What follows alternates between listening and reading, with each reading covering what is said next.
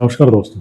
पंजाब में डैम कैसे टूटा, कौन इसका जिम्मेदार है? सोचिए, अगर आपकी पूरी कॉलोनी, खेत, सड़कें और यहाँ तक कि लोग कुछ ही घंटों में बह जाएं, सिर्फ इसलिए क्योंकि किसी ने समय रहते एक डैम की मरम्मत नहीं की। ऐसा ही कुछ हुआ है पंजाब में पिछले कुछ दिनों में। माधोपुर हेड वर्क्स के गेट टूट गए और बाढ़ ने भारी तबाही मचा दी।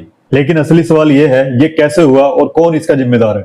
आज की वीडियो में हम इसको पूरी डिटेल से समझेंगे, तकनीकी गड़बड़ी से लेके राजनीतिक लापरवाही तक। सबसे पहले समझते हैं माधोपुर हेडवर्क्स क्या है। यह एक 19वीं सदी में बना पुराना बैराज है जो रावी नदी पर बना है। इसका काम है पानी को कंट्रोल करना, खास तौर पर भारत और पाकिस्तान की सीमा के पास। यह वही जगह है जहां से पर बड़ी डोब कैनल निकलती है जो पंजाब के हजारों किसानों की सिंचाई लाइफलाइन है। चलिए देखते हैं क्या हुआ 28 अगस्त को। 28 अगस्त की रात भारी बारिश और तेज बहाव के कारण माधोपुर हेडवर्क्स के 3 फ्लड गेट टूट गए। गेट्स टूटने का मतलब है कि अब पानी रोकने का कोई सिस्टम नहीं था, जिससे एक कर्मचारी लापता है और आसपास के कई गांवों में पानी भर गया है। आखिर गलती कहां हुई? अब आते हैं असली मुद्दे पर। यह गड़बड़ी हुई कहां से?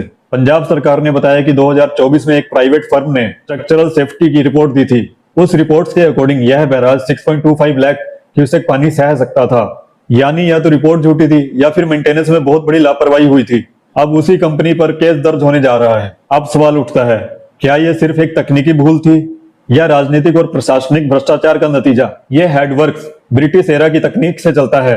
पिछले कई सालों से इसकी मरम्मत की मांग हो रही थी, लेकिन या तो कभी फंड्स पास में नहीं थे या सिर्फ ये कागजों में हुआ। तो क्या सरकार ने इसको जानबूझकर इग्नोर किया, या कभी यह बात सरकार तक पहुंची ही नहीं, या फिर सरकार ने कभी इसका निरीक्षण किया ही नहीं? इंटरनेशनल असर। पाकिस्तान में बाढ़। इस डैम के टूटने का असर सिर्फ भारत तक ही सीमित नहीं रहा। पाकिस्तान ने आरोप लगाया कि भारत ने बिना सूचना दिए अचानक बहुत सारा पानी छोड़ दिया, जिससे उसके कई शहरों में बाढ़ आ गई। रावी नदी इंडस वाटर ट्रीटी का हिस्सा है और भारत ने हाल ही में इस ट्रीटी को निलंबित कर दिया था। नुकसान कितना हुआ? प्रारंभिक रिपोर्ट के मुताबिक हजारों एकड़ खेतों में पानी भर गया, दर्जनों गांवों में बिजली और व्यापार ठप, करोड़ों का इंफ्रास्ट्रक्चर बह गया और एक जिंदगी अभी भी लापता है। लेकिन सबसे बड़ा नुकसान यह है कि सरकार की क्रेडिबिलिटी बढ़ गई।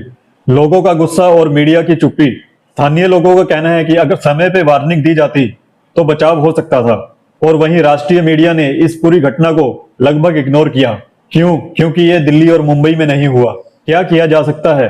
अब जरूरत है पुराने बैराज और डैम्स की नियमित इंस्पेक्शन की और प्राइवेट कंपनियों की जवाबदेही तय करने की, और जनता को रियल टाइम अलर्ट देने के लिए फ्लड वार्निंग सिस्टम बनाने की। क्योंकि अगली बार हो सकता है ये सिर्फ कुछ गांव नहीं, पूरा शहर ही बह जाए। तो आपको क्या लगता है, क्या ये एक लापरवाही थी या एक सिस्टमेटिक फेल्यूर? नीचे कमेंट्स में जरूर बताइएगा। धन्यवाद।